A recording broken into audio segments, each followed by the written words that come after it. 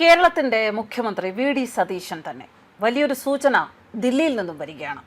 ഓരോ കോൺഗ്രസ് പ്രവർത്തകരും യു.ഡി.എഫ് പ്രവർത്തകരും ആഗ്രഹിച്ച വാർത്ത തന്നെയാണ്, കേൾക്കാൻ കൊതിച്ച വാർത്ത തന്നെയാണ് ഇപ്പോൾ ദില്ലിയിൽ നിന്നും വരുന്നത്. കെ.സി. വേണുഗോപാലും രമേശ് ചെന്നിത്തലയും PR ടീമിനെ വെച്ച് വലിയ നീക്കങ്ങൾ നടത്തുകയാണ്. അതിനിടെയാണ് കോൺഗ്രസ് ദില്ലി നേതൃത്വത്തിന്റെ ഇത്തരത്തിലുള്ള നിലപാട്. കെ.സി. വേണുഗോപാലിനോട് ദില്ലിയിലെ പ്രവർത്തനം തുടരാനാണ് നിർദ്ദേശം. മാത്രമല്ല, പാർലമെന്റിൽ സജീവമാകാനും നിർദ്ദേശമുണ്ട്. കേരളത്തിൽ മുഖ്യമന്ത്രി പദത്തിലേക്കുള്ള തർക്കമുണ്ടാക്കരുത് എന്നും കെ.സിയുടെയും ചെന്നിത്തലയുടെയും അനുയായികൾക്ക് കർശനമായും കടിഞ്ഞാണിടണം എന്നും കേന്ദ്ര നേതൃത്വം ശക്തമായ നിർദ്ദേശം നൽകി കഴിഞ്ഞു. കെ.സി. വേണുഗോപാലിനെ ദേശീയ പ്രസിഡന്റ് വഴിയാണ് രാഹുൽ ഗാന്ധി വിവരങ്ങൾ ധരിപ്പിച്ചത്. രാഹുൽ ഗാന്ധി നേരിട്ട് ഇടപെട്ടിട്ടില്ല. കോൺഗ്രസ് പ്രസിഡന്റ് മല്ലികാർജുൻ ഖാർഗെയാണ് കടുത്ത നടപടികളിലേക്ക് കടന്നത്.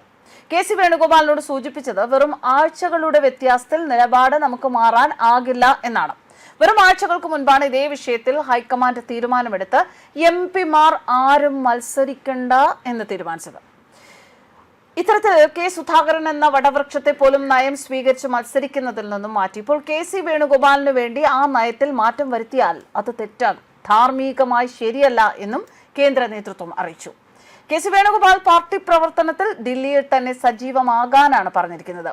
ഇതോടൊപ്പം രമേശ് ചെന്നിത്തലയെ മന്ത്രിയാക്കും, മുഖ്യമന്ത്രി കഴിഞ്ഞാൽ രണ്ടാമനാക്കും, സ്വാധീനമുള്ള വകുപ്പ് നൽകുമെന്നും അറിയിച്ചിട്ടുണ്ട്. എന്നാലും വി.ഡി. സതീശനോടൊപ്പമാണ് കേരളമാകെ, ഘടകകക്ഷികളും വി.ഡിക്കൊപ്പമാണ്. വി.ഡിയെ മുഖ്യമന്ത്രിയാക്കിയില്ലെങ്കിൽ തെരുവിൽ കലാപം ഉണ്ടാകുമെന്ന് കേന്ദ്ര നേതൃത്വത്തിന് അറിയാം. മാത്രമല്ല, പാർട്ടി നേതാക്കളും MLA-മാരും എല്ലാം വി.ഡി. സതീശൻ വരുന്നതിനെതിരാണ്.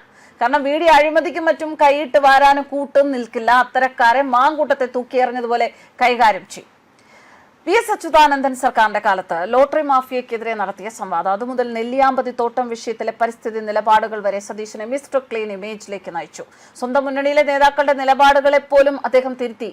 അതിനുവേണ്ടി അദ്ദേഹം നടത്തിയ ഇടപെടലുകളായിരുന്നു ശ്രദ്ധേയം. രണ്ടാം പിണറായി സർക്കാരിനെ ഏറ്റവും കൂടുതൽ പ്രതിരോധത്തിലാക്കിയ ഒന്നായിരുന്നു കേരളിന്റെ സാമ്പത്തിക പ്രായോഗികതയും പാരിസ്ഥിതിക ആഘാതത്തെയും കുറിച്ച് സതീശൻ നിയമസഭയിൽ നടത്തിയ പ്രസംഗം.